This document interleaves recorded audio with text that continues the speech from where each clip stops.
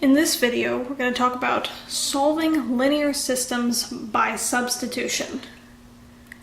Now, when we say solving, we literally mean find a solution. Now, what is a solution? Well, in this case, as we saw in the last video, the solution will be an ordered pair. What does it look like? What does it physically look like? Well, if you graph out, say you had these, remember we're talking about linear systems. If we graph out, say, each of the two equations that we have for the system, we will get two different lines. For example, in this graph here, we have one line going this way and one line going this way. The point where they intersect, where they meet, is the solution to that system. So if you knew, let's say this might be somewhere around, say 1, 2 maybe, that would be the solution to that system. However, since it can be very difficult to tell from graphs, we have to solve it algebraically. Now, how do we do that? Well, there are several different methods, one of which is the method of substitution. For example, we have here 5x minus 4y equals 9 and x minus 2y equals -3. That is our system. Now, first thing we have to do is pick one of the two equations. It doesn't matter which one. We could pick the top one, we could pick the bottom one. Sometimes if we pick the top one, say the bottom one may have been easier. However, they will eventually come out to the same thing. They will give you the same answer, just one might be, I don't know, a step or two shorter than the other. In this case, I'm going to pick the bottom one, just because I think it looks simpler to start out with. Okay, now what I want to do is solve for one of the variables. Again, it doesn't really matter which one. Again, it's just something that may be easier if you do it one way, but you will get the same answer no matter what. So remember, first step right now is pick an equation, and then you want to pick a variable. Doesn't matter which one you pick. Alright, so here I'm picking x.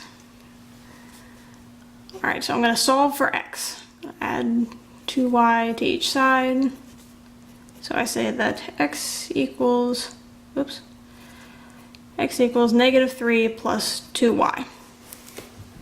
Alright, now that we have solved for x, we're going to write out the other equation, which is 5x minus 4y equals 9.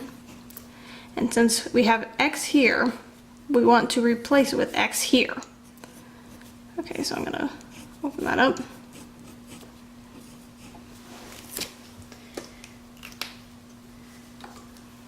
So what we're doing is we're going to take this whole thing that we say x equals this.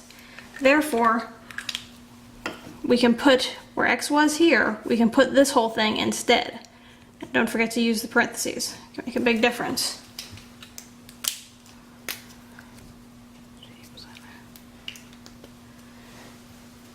Alright, next we want to solve this for y. So we have -15, just multiplying the 5 out. Plus 10y minus 4y equals 9. And then we have 15, 6y equals 9.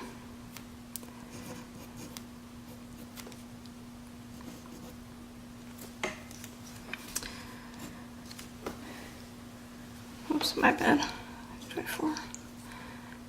Then we eventually end up with y equals Let's divide each side by 6. Y equals 4. Okay, so now we have solved for y. Now if you recall, we're trying to find an ordered pair. So x comma y. Right now, this 4 that we just got, y equals 4, goes over here. Remember, we have x comma y, that is our y that we got. Now we have to figure out what x is. And to do that, we simply plug in, say x equals 2, remember we found y. I'm going to plug in the 4 right there. Now I could have plugged it into this equation right here, and I would have gotten the same result. Because on both of these, well, that's not the graph for this equation, but on both of these lines, y is the same, because that is where they're crossing over. Therefore, it doesn't matter which one I plug it into. But if I continue to solve for x, we end up with x equals 5. That's that one there, and we plug that in. Therefore, this ordered pair is the answer to this example. It is the solution to this system. One thing that you might want to note that you don't want to do is, say back here I went over and I solved x equals -3 minus 2y right here.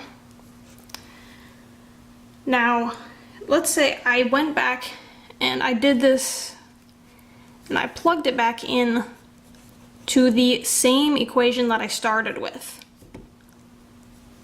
What happens if I do that? You're supposed to plug it into the other one.